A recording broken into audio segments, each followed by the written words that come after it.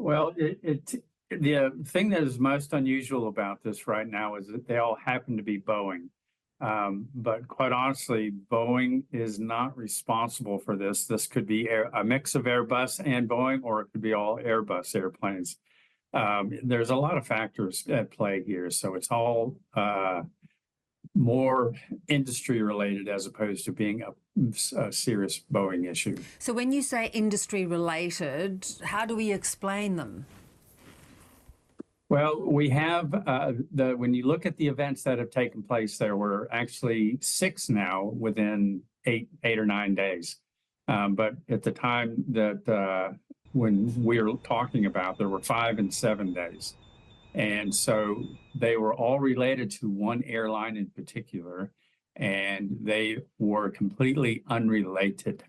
So maintenance issues, human factors, the pilots sliding off the runway and the gear collapsing. That was not Boeing. That was not even maintenance. That was the pilots going too fast for the conditions. The tire falling off, the 777 leaving San Francisco, that was a maintenance issue. And the airplane leaving Sydney was a maintenance issue as well. Yeah. And you talk about a common denominator in an airline, and that is United Airlines. I mean, is there something happening at United that is not paying attention to maintenance, to potentially pilot training? What might be occurring there? I think what we're seeing is more in line with post-COVID realities of the aviation industry as a whole. It's very unfortunate that United, they're a very good airline. Please don't get me wrong here. But they, just like everybody else, Qantas, Virgin included, they pretty much shut down their operations. And all of their senior people who'd been there 20 plus years took their packets and they left. And they didn't come back. And so what we have now is a void between folks with a lot of experience, which is what all of the airlines around the globe had, to now those who are at the middle level have become the senior guys. And so we can't train young people fast enough to fill the void at the bottom. For pilots and for engineers. And to your point, you know, to gain those years and years of experience is very hard, even if a pilot is very competent. It's just going through so many of those experiences that make you really a seasoned pilot.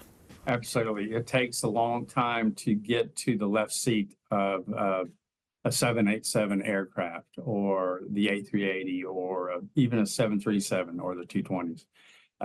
You have to have lots of hours, lots of experience, and to get the command experience, which is what makes captains a little bit better than the rest of the crew, is that they have the ability to understand how problems evolve and what to do about them. And so they have to think about a lot of things, which is why in the event of an emergency, the captain generally takes over the controls, and then he manages the situation through checklist and things of this nature. Yeah. You say it's not particularly a Boeing issue, but there have been a number of former staff and others who've criticised the company. They've come forward, they've testified before US Congress. Why do you think that's happening? How do you explain that? Well, that is a Boeing issue. And they decided back in the 80s and 90s that they wanted to chase a different direction. So it was about profitability and not about the quality that Boeing had been known for. The 737 is the best-selling airplane in the world. And they felt threatened by what Airbus was doing with the A320s. And so they decided that they had to change the 737 to compete, because they didn't want to roll out a completely new airplane because that was very expensive. And so they made changes to the 737 to chase profitability, and they kind of lost the plot there a little bit. Yeah, and they talked about cultural changes as well. Do you think it was the shift to chase the dollar rather than become, you know, rather than being a really well-known, safe airline? Absolutely.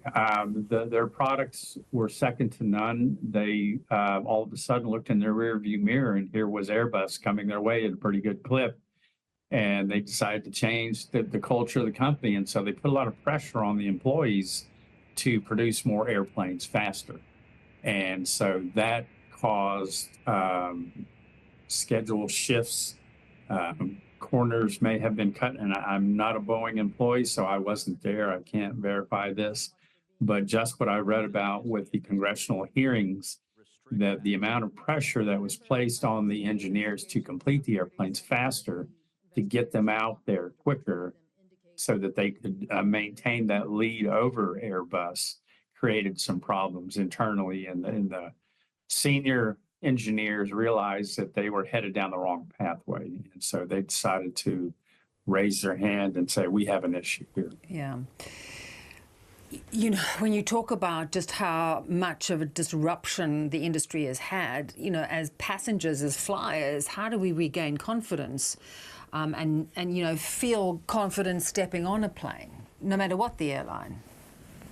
Well, absolutely. And I fly a lot, and I have no issue with flying on a Boeing airplane. I have no issue flying on an Airbus airplane.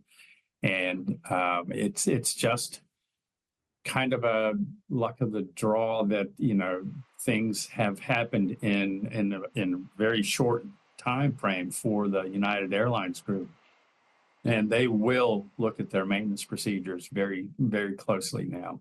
And the FAA is looking at Boeing's procedures very closely now due to the fact that there were several incidents that caused concern. And we have to gain, they believe, we have to gain the traveling public's confidence back by demonstrating that we are doing what we're supposed to be doing. Yeah, and in a way, these are red flags to get on top of something that could be more catastrophic down the line, if not done now.